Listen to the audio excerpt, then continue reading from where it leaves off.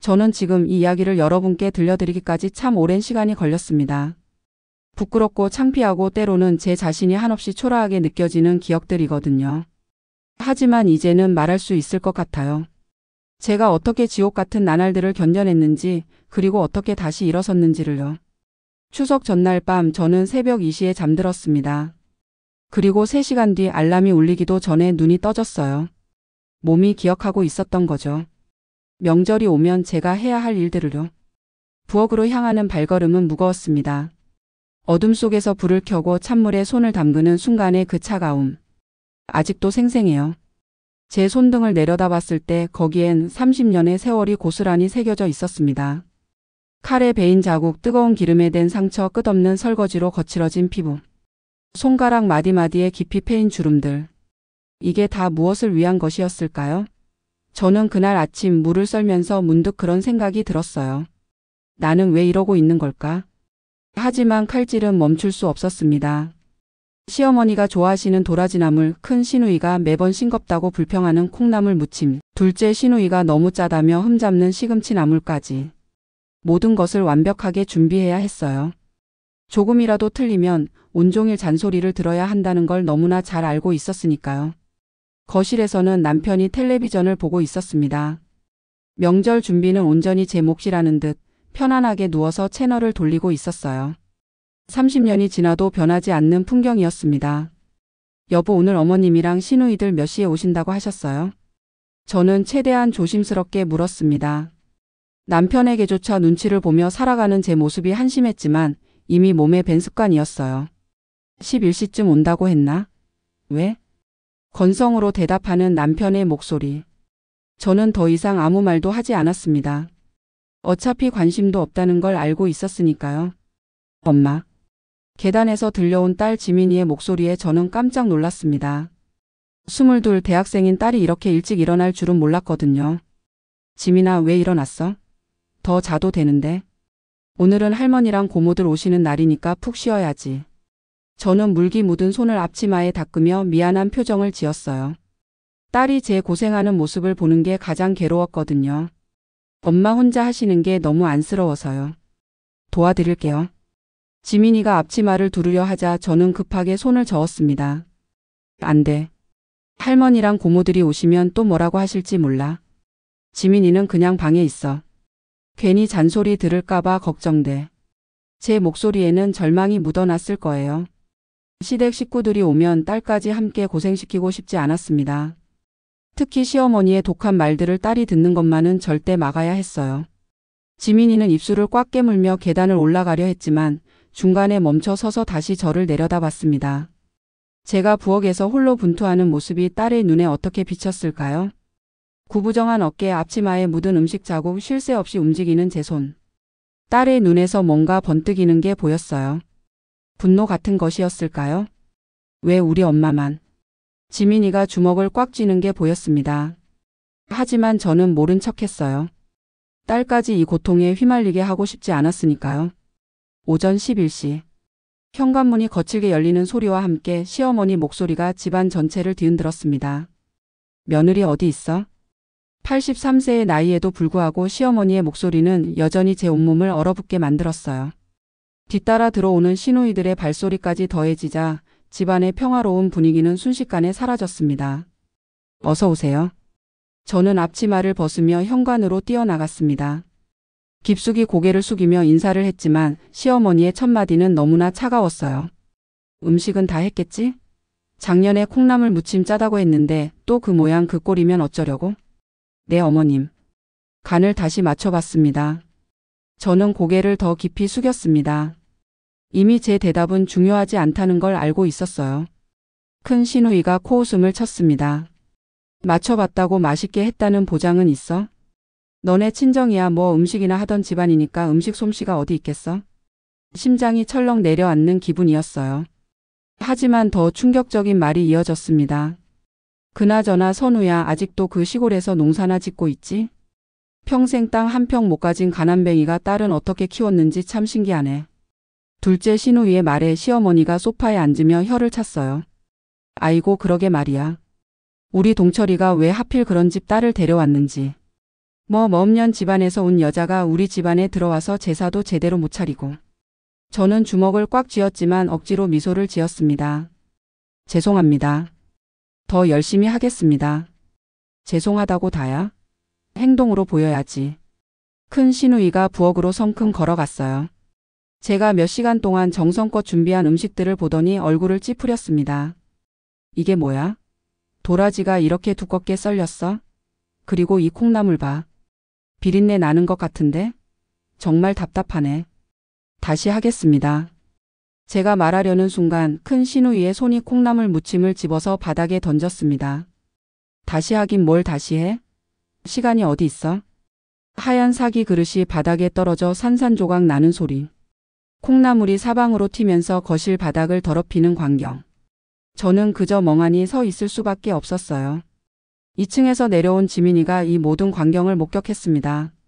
할머니 안녕하세요. 지민이가 공손하게 인사했지만 시어머니의 반응은 냉담했어요. 어머 지민이는 공부는 하고 있니? 엄마 닮아서 별로 똑똑해 보이지 않는데.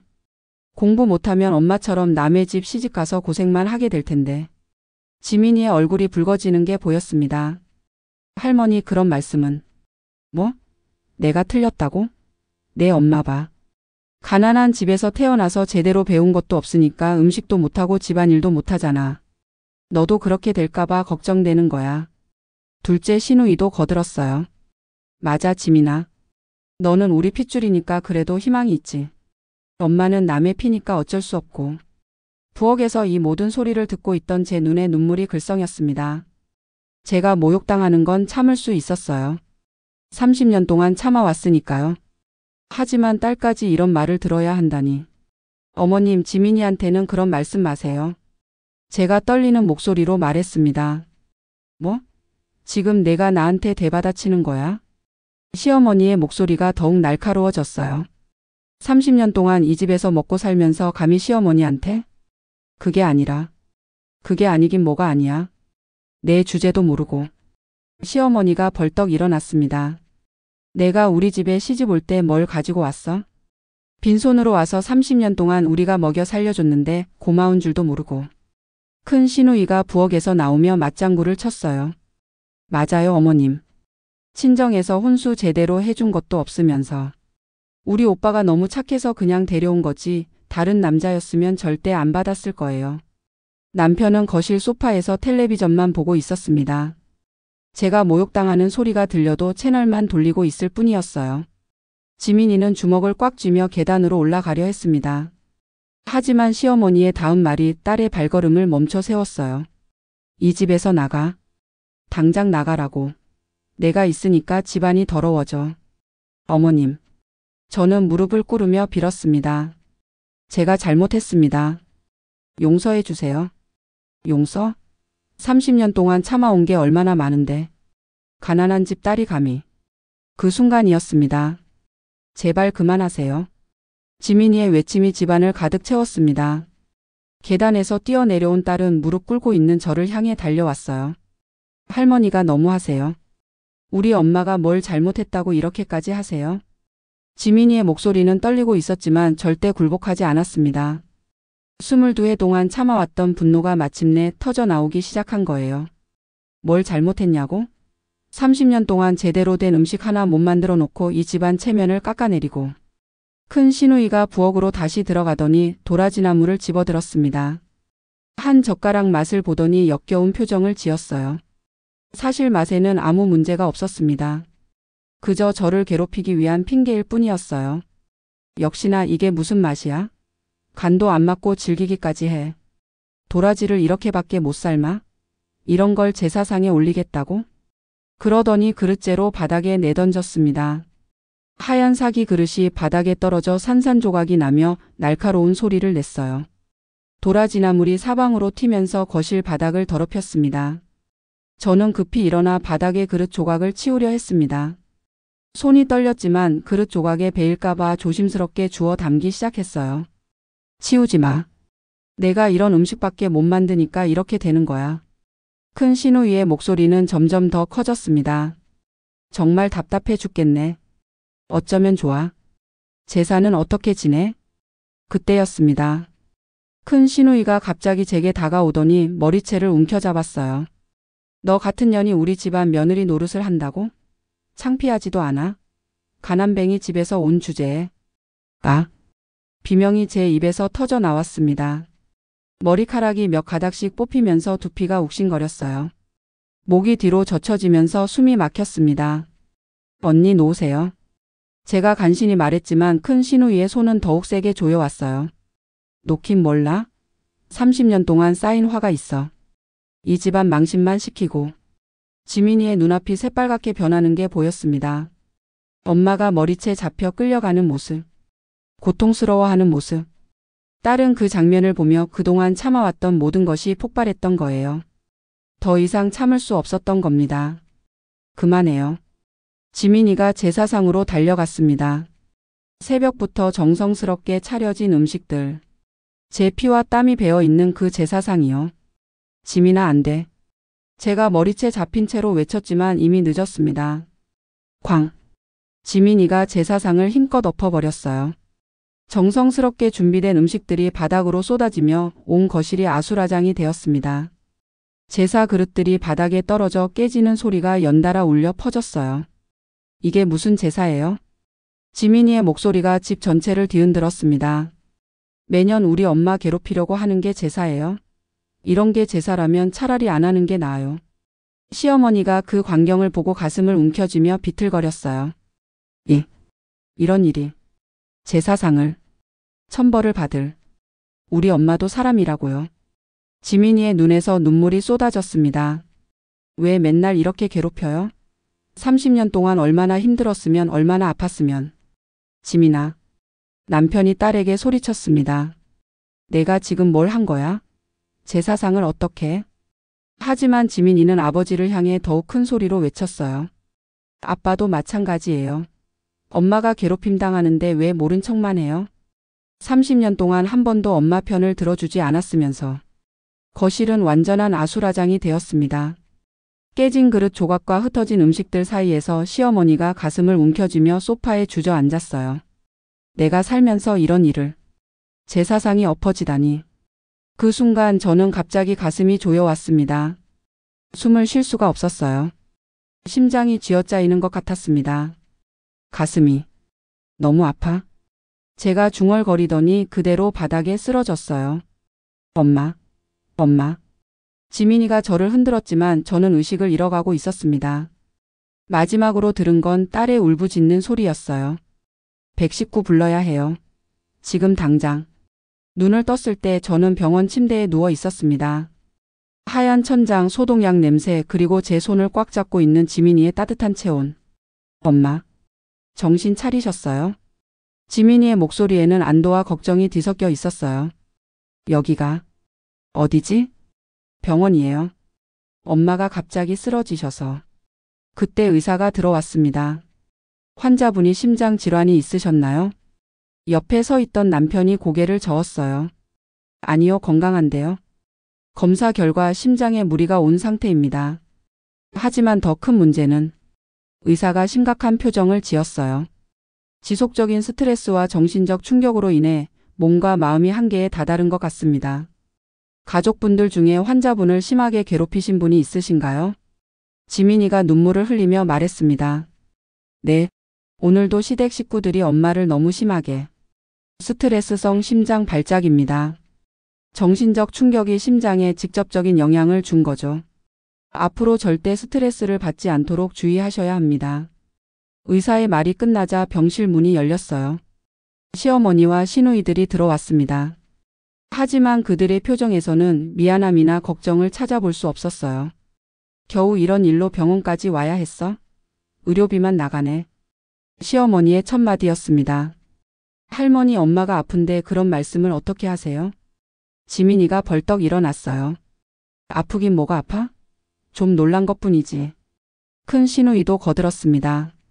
우리 때는 이런 일로 병원 오지도 않았어. 의사가 다시 설명했어요. 환자분은 당분간 절대 안정이 필요합니다. 특히 정신적 스트레스를 받으면 안 됩니다. 한 번 더 이런 일이 생기면 생명이 위험할 수도 있어요. 시어머니가 코웃음을 쳤습니다. 의사 선생님, 이 사람이 원래 마음이 약해서 그래요. 조금만 힘든 일 있으면 바로 이런 식이에요. 의사가 놀란 표정으로 시어머니를 바라봤어요. 어르신 환자분이 스트레스성 심장 발작을 일으키신 건데 그렇게 말씀하시면. 스트레스? 며느리 노릇하면서 스트레스가 뭐가 있어? 저는 그 순간 깨달았습니다. 이 사람들은 절대 변하지 않을 거라는 걸요. 병원에서 퇴원한 지 일주일 후 충격적인 소식을 들었습니다. 친정마을 이장님에게서 온 전화였어요. 선우야, 내 아버지가. 네? 아버지가 어떻게 되셨는데요? 어젯밤에 잠들듯이 돌아가셨다. 아침에 발견됐어.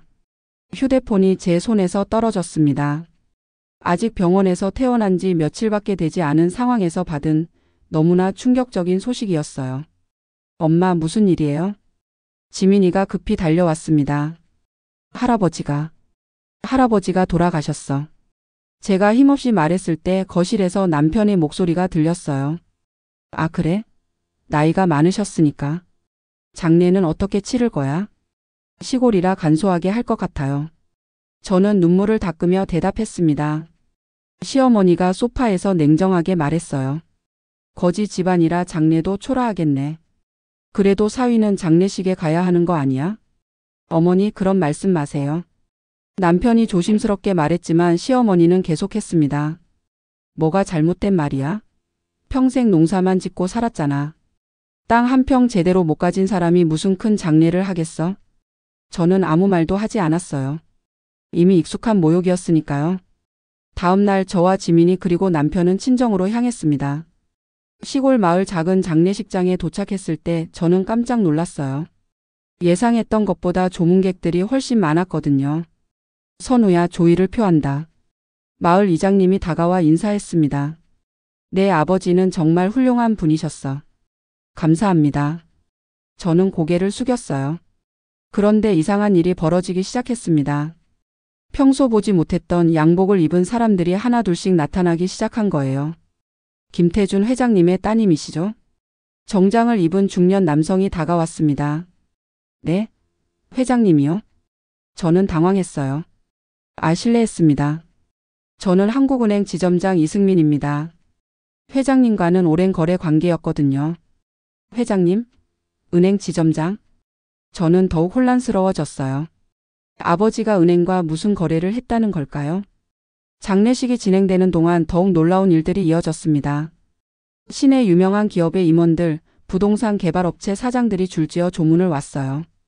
할아버지가 유명한 분이셨나 봐요. 지민이가 남편에게 물었습니다. 나도 모르겠다. 처음 보는 사람들이 너무 많아.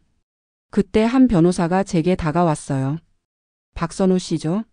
저는 고 김태준 회장님의 변호사 정민호입니다. 변호사요? 저는 더욱 당황했습니다. 유언장 공개가 있습니다. 장례식 후에 시간을 내주시겠어요? 장례식이 끝나고 변호사 사무실에 모인 사람들 앞에서 놀라운 일이 벌어졌습니다. 변호사가 유언장을 펼치며 읽기 시작했어요. 김태준은 정신이 온전한 상태에서 다음과 같이 유언합니다. 내 모든 재산을 딸 박선우에게 상속한다. 뭔 소리야? 남편이 어리둥절해하며 물었습니다. 변호사가 계속 읽었어요. 상속 재산 목록은 다음과 같습니다.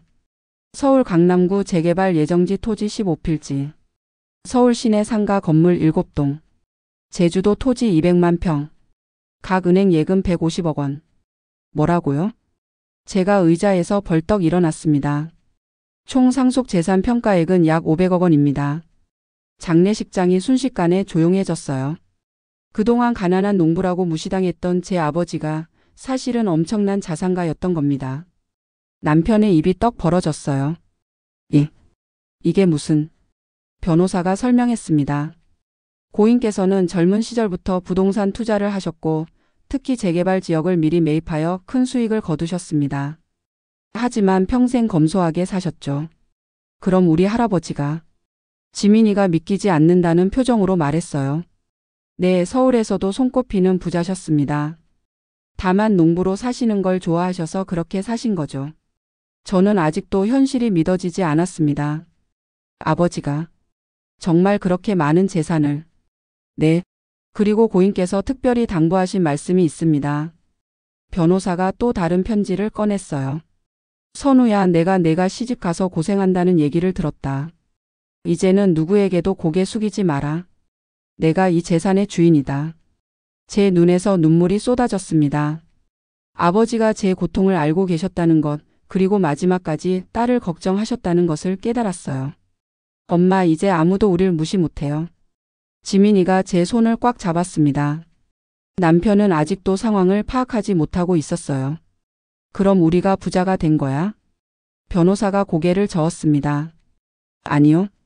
상속인은 박선우 씨 본인입니다. 그 말을 들은 순간 남편의 얼굴이 창백해졌어요. 그동안 무시했던 아내가 하루아침에 자신보다 훨씬 부자가 된 겁니다. 저는 아버지의 유언장을 가슴에 안고 눈물을 흘렸어요. 평생 가난하다고 무시받았는데 사실은 제가 엄청난 부를 물려받은 상속자였던 거예요. 여러분께 말씀드릴 게 있어요. 모든 사람이 저를 주목했습니다.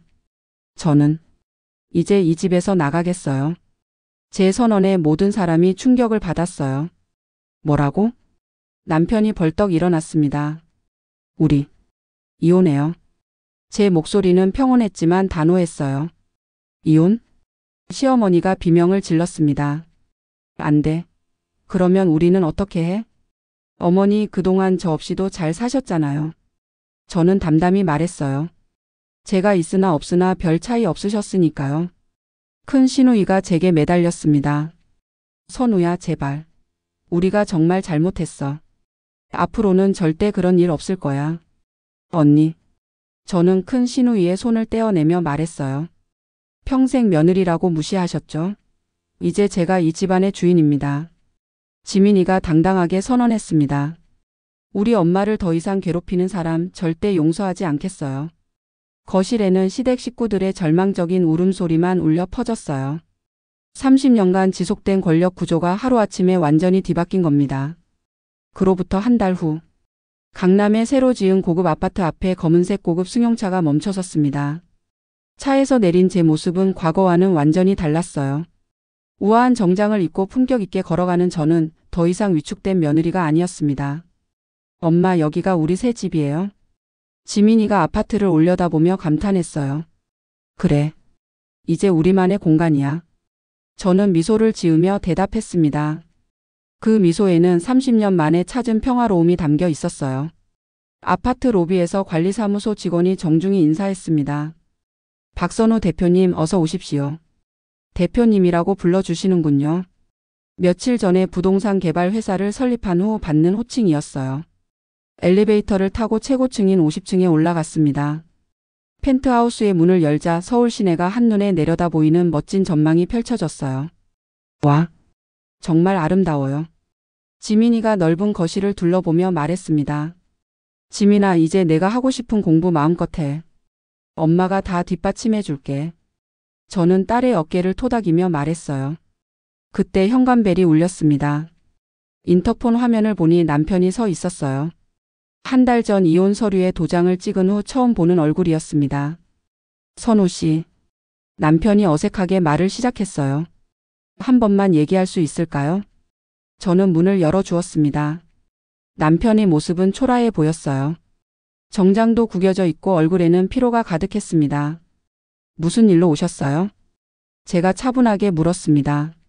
집이 경매로 넘어갔어요. 남편이 고개를 숙이며 말했어요.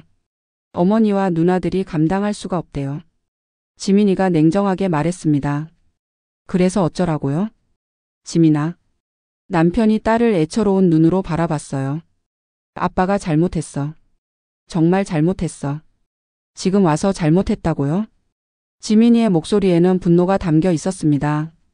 엄마가 괴롭힘 당할 때는 언제고? 저는 소파에 앉으며 말했어요. 앉으세요. 차라도 한 잔 드릴게요. 고마워요.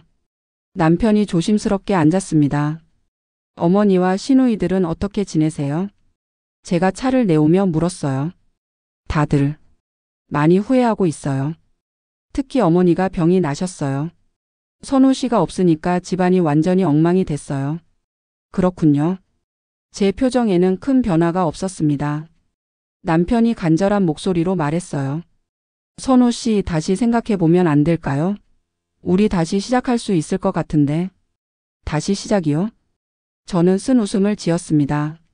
30년 동안 저를 보호해주지 못한 남편과 다시 시작한다고요? 제발. 한 번만 더 기회를 줘요. 정말 달라질게요. 지민이가 끼어들었어요. 아빠 진짜 바뀌고 싶었다면 엄마가 돈이 없을 때 바뀌셨어야죠. 지금 와서 말하는 건 우리 재산 때문이잖아요. 남편의 얼굴이 붉어졌습니다. 그게 아니야. 정말 후회하고 있어. 후회요? 저는 일어서서 창가로 갔어요. 저도 후회해요. 왜 그때 참았을까? 왜 그렇게 오래 참았을까? 서울의 야경을 바라보며 저는 말했습니다. 이제는 저와 제 딸을 위해 살 거예요. 더 이상 누구에게도 고개 숙이지 않을 거예요. 그때 지민이의 휴대폰이 울렸어요. 엄마, 변호사님에게서 연락 왔어요. 새 회사 설립 허가가 났다고 해요. 저는 환하게 웃었습니다. 정말? 이제 본격적으로 사업을 시작할 수 있겠네.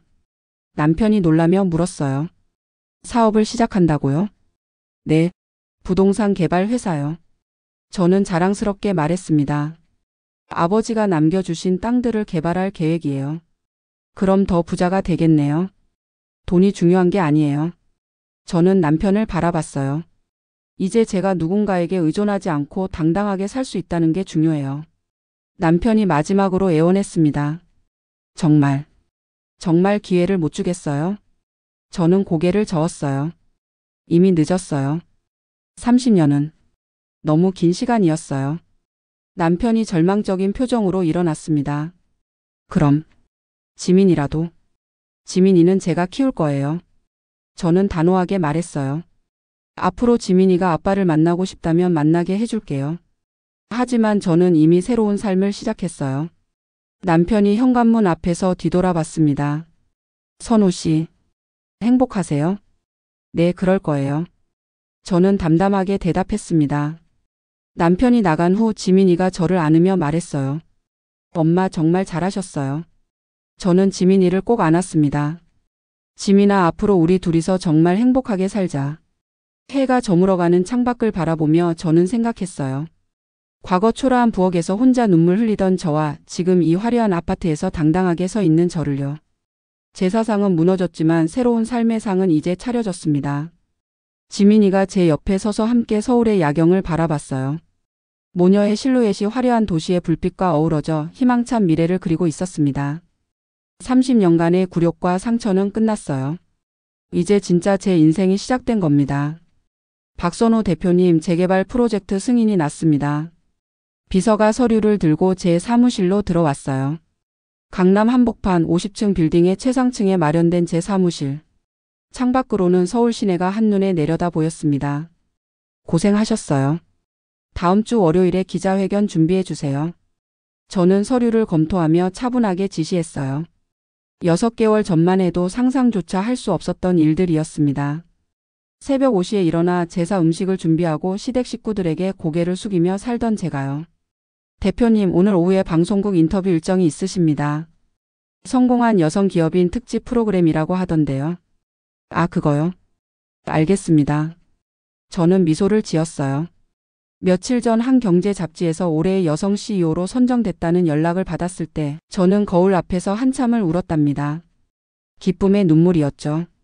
그때 사무실 문이 열리며 지민이가 들어왔어요. 엄마. 대학을 졸업하고 제 회사에서 인턴으로 일하기 시작한 딸이었습니다. 지민아, 오늘 프레젠테이션 잘했다고 들었어. 엄마 덕분이에요. 엄마가 가르쳐 주신 대로 했더니. 지민이의 얼굴에는 자신감이 넘쳐났어요. 더 이상 시댁 식구들의 눈치를 보며 움츠러들던 그 아이가 아니었습니다. 엄마, 있잖아요. 오늘 회의에서 제 아이디어가 채택됐어요. 친환경 건축 자재를 사용하는 프로젝트요. 정말? 우리 딸 대단한데? 저는 진심으로 기뻐하며 딸을 안아주었어요. 그때 비서가 다시 들어왔습니다. 대표님, 아래 로비에 손님이 오셨는데요. 누구죠? 김동철 씨라고. 제 표정이 굳어졌어요. 남편, 아니 이제는 전 남편이었죠. 보내드릴까요? 비서가 조심스럽게 물었습니다. 저는 잠시 생각했어요. 그리고 고개를 끄덕였습니다. 10분만 시간을 드리겠습니다. 남편은 더욱 초라해 보였어요. 6개월 전보다 훨씬 더 수척해진 얼굴, 구겨진 옷차림. 한때는 제 전부였던 사람이 이렇게 낯설게 느껴질 수 있다니. 선우야. 박선우 대표님이라고 불러주세요. 저는 냉정하게 말했어요. 그래. 박선우 대표님. 나 좀 도와줄 수 없을까? 무슨 도움이 필요하신데요? 어머니가 많이 아프셔. 병원비도 없고. 누나들도 다들 힘들어하고. 저는 창밖을 바라보며 말했습니다. 그동안 저한테 어떻게 하셨는지 기억하세요? 그건 우리가 잘못했어. 정말 미안해. 미안하다고요? 제가 돌아서서 전 남편을 똑바로 바라봤어요. 30년 동안 저는 하루도 편한 날이 없었어요. 새벽 5시에 일어나서 밤 12시까지 쉬지 않고 일했죠. 그런데도 매일 욕을 들어야 했어요. 알아? 우리가 정말 잘못했어.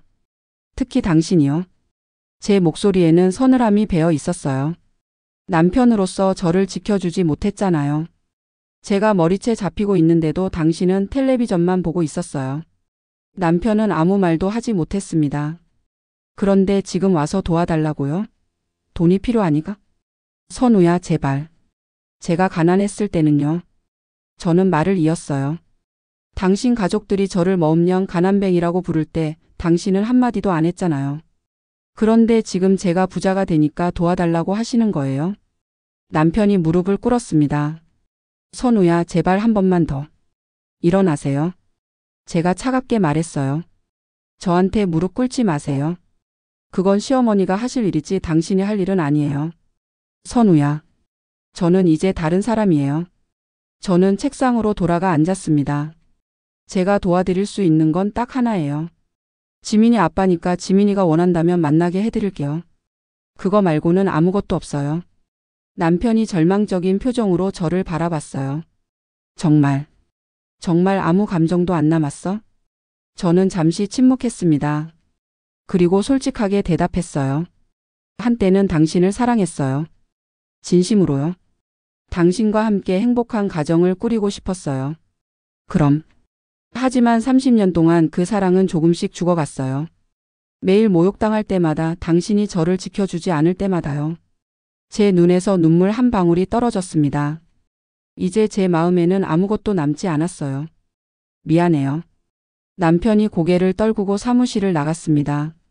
문이 닫히는 소리와 함께 저는 30년간의 결혼 생활이 완전히 끝났음을 느꼈어요. 엄마, 괜찮으세요? 문 밖에서 기다리고 있던 지민이가 들어왔습니다. 응, 괜찮아. 저는 눈물을 닦으며 미소를 지었어요. 이제 정말 모든 게 끝난 것 같아. 엄마가 너무 자랑스러워요. 지민이가 제 손을 꽉 잡았습니다. 저도 엄마처럼 강한 사람이 되고 싶어요. 지민아. 저는 딸의 손을 쓰다듬으며 말했어요. 엄마가 강한 게 아니야. 그냥 더 이상 참지 않기로 결심한 거지. 그게 강한 거예요, 엄마. 그때 비서가 다시 들어왔어요. 대표님, 방송국에서 나가실 시간입니다. 알겠습니다. 저는 거울을 보며 화장을 고쳤습니다.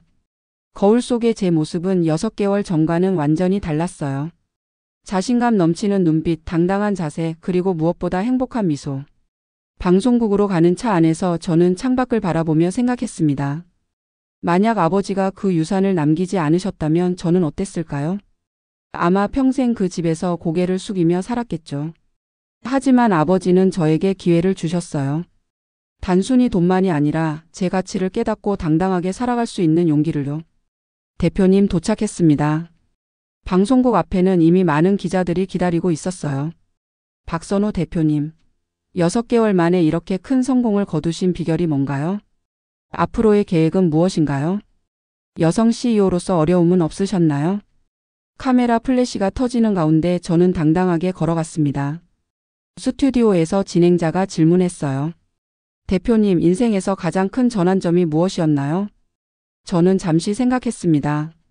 제 사상이 무너지던 그날, 아버지의 유산을 물려받던 날, 이혼을 결심했던 순간, 제가 더 이상 참지 않기로 결심한 순간이요. 제가 대답했습니다. 우리는 때때로 참는 것이 미덕이라고 배우죠. 특히 여성들은요. 하지만 참는다고 해서 상황이 나아지는 건 아니에요. 오히려 더 나빠질 수 있어요. 그럼 시청자분들께 하고 싶은 말씀이 있으신가요? 저는 카메라를 똑바로 바라보며 말했습니다. 지금 힘든 시간을 보내고 계신 분들, 특히 가정에서 부당한 대우를 받고 계신 분들께 말씀드리고 싶어요. 제 목소리는 떨렸지만 단호했습니다.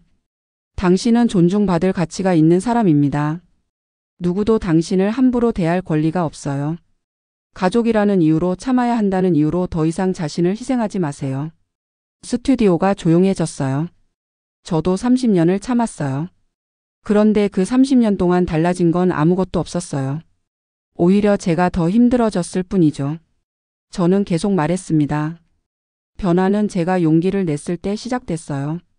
더 이상 참지 않겠다고, 더 이상 고개 숙이지 않겠다고 결심했을 때요. 하지만 그런 용기를 내기가 쉽지 않잖아요. 진행자가 물었습니다. 맞아요. 정말 어려워요. 저는 고개를 끄덕였어요. 저도 수없이 망설였어요. 내가 참으면 되지, 시간이 지나면 나아지겠지라고 생각했죠. 하지만 아니었어요. 시간은 아무것도 해결해 주지 않았어요. 그럼 언제 결심하셨나요? 제 딸이 저를 위해 싸우는 모습을 봤을 때요.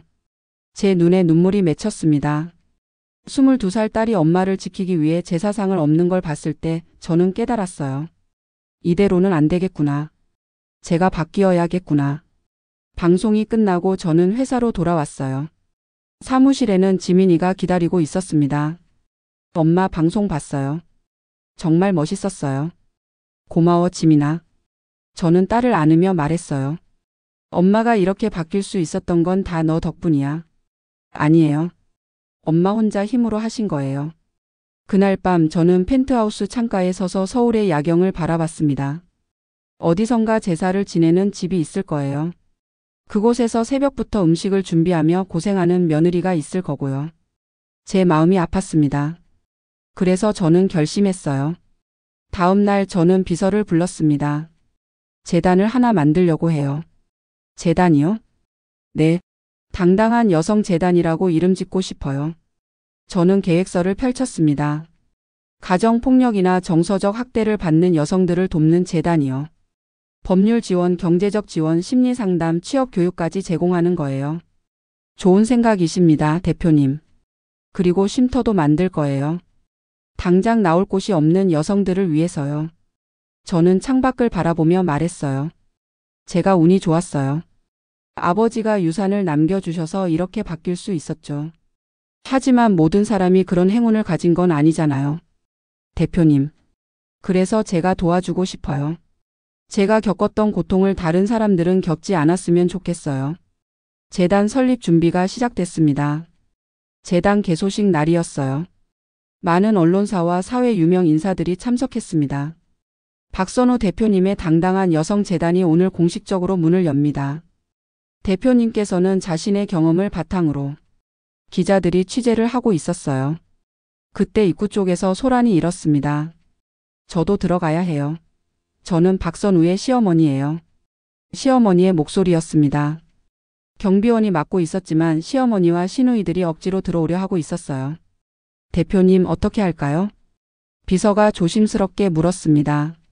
저는 잠시 생각했어요. 들어오시라고 하세요. 네? 괜찮아요. 들어오시라고 하세요. 시어머니와 시누이들이 들어왔습니다. 1년 만에 본 그들의 모습은 많이 초라해져 있었어요. 선우야. 시어머니가 제게 다가왔습니다. 저는 박선호 대표입니다. 무슨 일로 오셨어요? 제가 냉정하게 말했어요. 선우야, 아니 대표님. 우리 좀 도와줘. 정말 힘들어. 큰 시누이도 말했습니다. 우리 정말 반성하고 있어. 제발. 저는 그들을 조용히 바라봤습니다. 여러분께서 저한테 어떻게 하셨는지 기억하세요? 그건 우리가 정말 잘못했어. 30년 동안요. 제가 말했어요. 30년 동안 저를 머음령 가난뱅이라고 부르셨죠. 제가 만든 음식을 바닥에 던지시고 제 머리채를 잡으셨죠. 시어머니와 시누이들이 고개를 숙였습니다. 그런데 지금 와서 도와달라고 하시는 거예요? 선우야, 우리가 정말 잘못했어. 제발 한 번만. 저는 깊게 숨을 쉬었습니다. 여러분을 도와드릴 수는 없어요. 선우야. 하지만요. 제가 말을 이었어요. 제가 만든 이 재단에서 도움을 받으실 수는 있어요. 법률 상담, 심리치료 그리고 새로운 시작을 위한 교육 프로그램이 있거든요. 시어머니가 놀란 표정으로 저를 바라봤어요. 그게 무슨 말이야? 여러분도 도움이 필요한 분들이잖아요. 그러니 이 재단의 프로그램을 이용하세요. 다만 저는 단호하게 말했습니다. 개인적으로는 도와드릴 수 없어요. 저는 이미 용서했어요. 하지만 잊을 수는 없어요. 선우야. 그리고 한 가지 더. 제가 말했어요. 여러분이 이 재단에서 도움을 받으시면서 다른 사람들에게는 절대 그런 짓을 하지 마세요. 여러분이 저한테 했던 것처럼요. 시어머니와 시누이들이 눈물을 흘리며 고개를 숙였습니다. 선우야, 미안해. 정말 미안해. 저는 그들을 보며 복잡한 감정이 들었어요. 한때는 저를 그렇게 괴롭혔던 사람들. 하지만 이제는 제 앞에서 눈물을 흘리고 있는 사람들. 재단 직원분께서 안내해 드릴 거예요. 가세요. 제가 말하자 직원이 다가와 그들을 안내했습니다. 지민이가 제 옆으로 왔어요. 엄마 괜찮으세요? 응, 괜찮아. 저는 딸의 손을 잡으며 미소를 지었어요. 이제 정말 모든 게 끝난 것 같아. 여러분 제 이야기를 끝까지 들어주셔서 감사합니다. 저는 지금 행복해요. 진심으로요. 30년간의 고통 그 모든 상처가 헛되지 않았다고 생각해요. 왜냐하면 그 경험이 지금의 저를 만들었으니까요. 만약 여러분 중에 지금 힘든 시간을 보내고 계신 분이 있다면 제가 꼭 말씀드리고 싶은 게 있어요. 첫째, 당신은 존중받을 가치가 있는 사람입니다. 누구도 심지어 가족이라도 당신을 함부로 대할 권리가 없어요. 둘째, 참는 것이 항상 미덕인 건 아니에요. 때로는 아니요라고 말하는 용기가 필요해요. 셋째, 변화는 당신이 결심할 때 시작됩니다. 다른 사람이 바뀌기를 기다리지 마세요. 당신이 먼저 변하세요. 넷째, 혼자가 아니에요. 도움을 요청하는 건 약한 게 아니라 용감한 거예요. 마지막으로 절대 포기하지 마세요. 저도 30년을 참았어요. 매일매일이 지옥 같았어요. 하지만 지금은 행복합니다. 여러분도 할 수 있어요. 당신의 인생은 당신 것이에요. 누구도 당신의 행복을 빼앗을 권리가 없어요. 고개를 들으세요. 당당하게 살아가세요. 여러분은 충분히 가치 있는 사람이에요. 제가 그랬던 것처럼 여러분도 새로운 시작을 할 수 있어요. 용기를 내세요. 여러분을 응원합니다.